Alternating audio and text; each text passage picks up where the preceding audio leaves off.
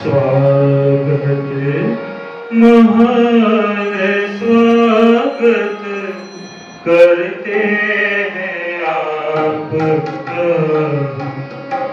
स्वागत महान स्वागत करते हैं आपका। सौभाग्य है हमारा शुभ दिन किया गणी है करती जैसे स्वागत सारी सभा हमारी। स्वागत महान स्वागत करते हैं आपका। करते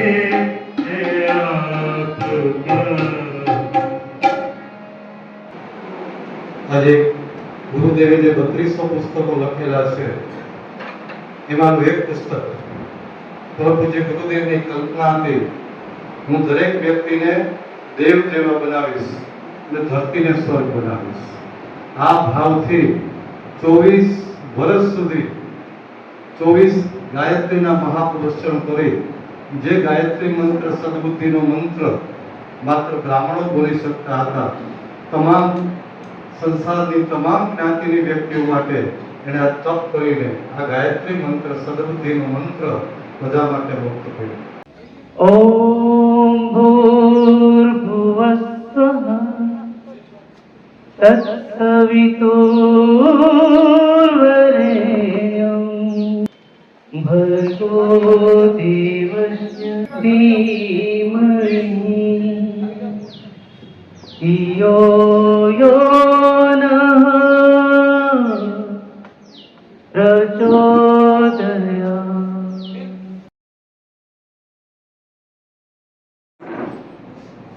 સૂક્ષ્મ સતારો પરમ પૂજ્ય ગુરુદેવ, પરમ વંદનીય માતાજી, વેદ માતા, દેવ માતા, વિશ્વ માતા, ગાયત્રી માતાની સૂક્ષ્મ સંરક્ષણની અંદર આજના આ શુભ અવસરે ઉદારેલા પરમ પ્રાતસ્મરણીય આંડાબાવ આશ્રમ સંસ્થાનમાં મહંત દેવપ્રસાદ મહારાજ, ત્યારબાદ આ જે પુસ્તકનું વિમોચન થઈ રહ્યું છે એમના ભાષાંતર કરતા એવા આદરણીય સાણંદ સાહેબ, તેમજ બાજુમાં બેઠેલા સાણંદ સાહેબનો વસુયા સાહેબના વિદ્યાર્થી પ્રશાંતભાઈ મુગરા, એમણે આ પુસ્તકનું ભાવાનુવાદ કરેલો છે, એ પણ સુરતથી આવ્યા છે. હવે આપણે મહેમાનોનું સ્વાગત પુસ્તક દ્વારા કરશું. પૂજ્ય બાપુશ્રીનું ઉપસ્થિત દ્વારા સ્વાગત કરશે અમારા મધુરભાઈ જોશી પ્રમુખશ્રી, અને પુસ્તક દ્વારા સ્વાગત કરશે કૃતિબેન સોલંકી બાપુશ્રી. બેઠ બેઠ.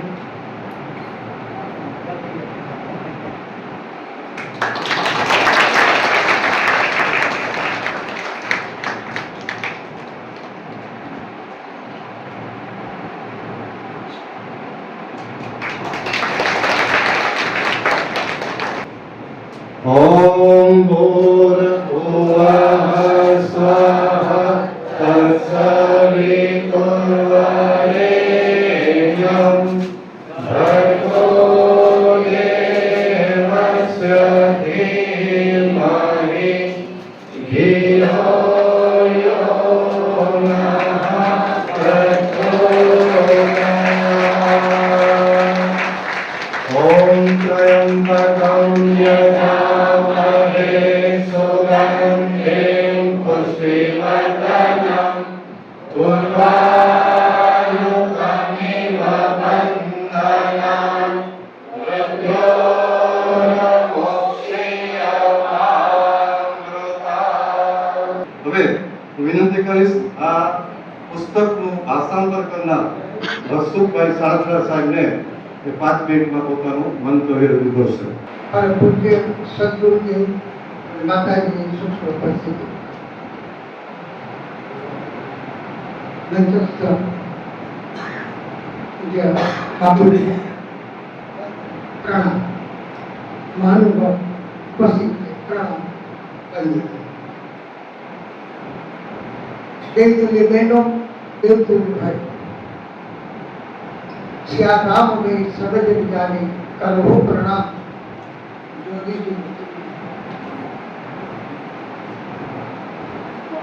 આજનો દિવસ પ્રેરણાપ્રદ દિવસ છે. ત્યારે બાપુનું દર્શન કરતા મને ડોંગરી જ વખત યાદ આવે છે.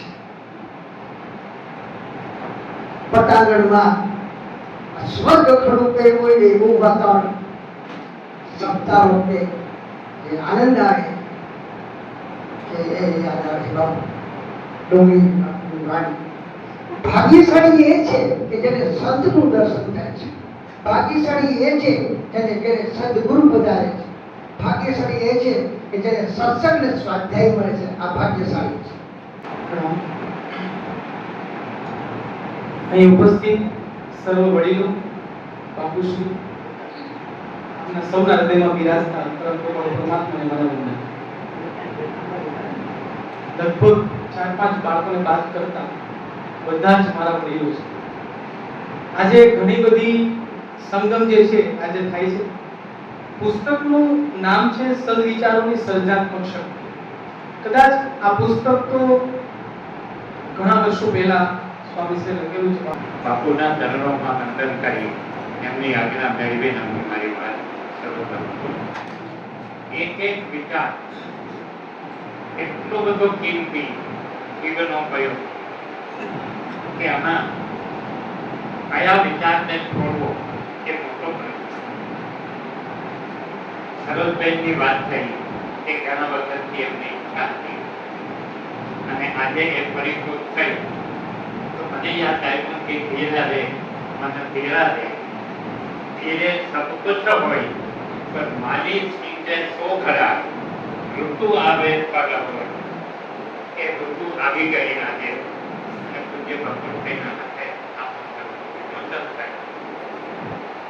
પુસ્તક ખોલીને જ્યારે જોવા બેઠો ત્યારે સૌથી પહેલા ઉની તક યાદ આવી કે સર્વ દિશાઓમાંથી મને શ્રેષ્ઠ વિચાર પ્રાપ્ત થયો.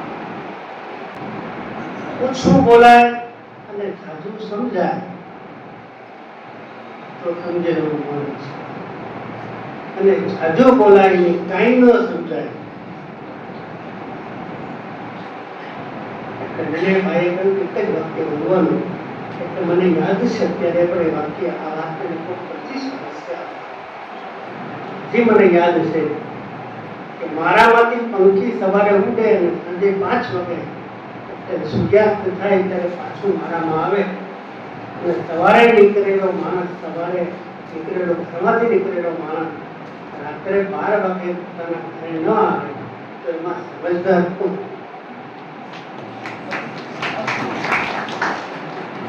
આંદાબાવા સંસ્થાના દેવપ્રસાદ બાપુ, પછી ડાયસ ઉપર વિરાજમાન મહાનુભાવો, ઉપરાંત પરિવારના ભાઈઓ અને બહેનો, આજે વંદનીય માતાજીનો પુણ્યતિથિ એમની છે, મહાપ્રયાણ દિવસ. અને એ દિવસે આપણે ગુરુદેવની પુસ્તકનું ગુજરાતીમાં ભાષાંતરનું જે વિમોચન કર્યું એ ખૂબ સરસ દિવસ છે. વિચારોની શક્તિ શું કરી શકે?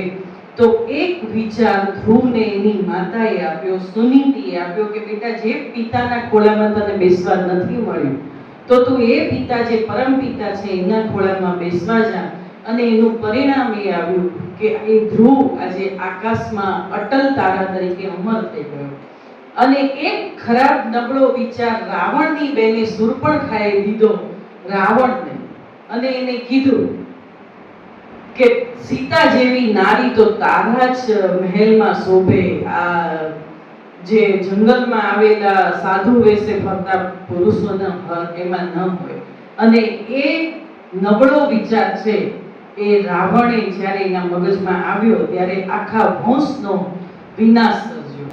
આપ સૌ અહીંયા આગળ પરિવારના ભાઈઓ અને બહેનો આજના દિવસે સમય કાઢી અને આપણા આ કાર્યક્રમમાં શોભાની અભિવૃદ્ધિ કરવા પધાર્યા એ બદલ આપ સૌનો પણ ખૂબ ખૂબ આભાર.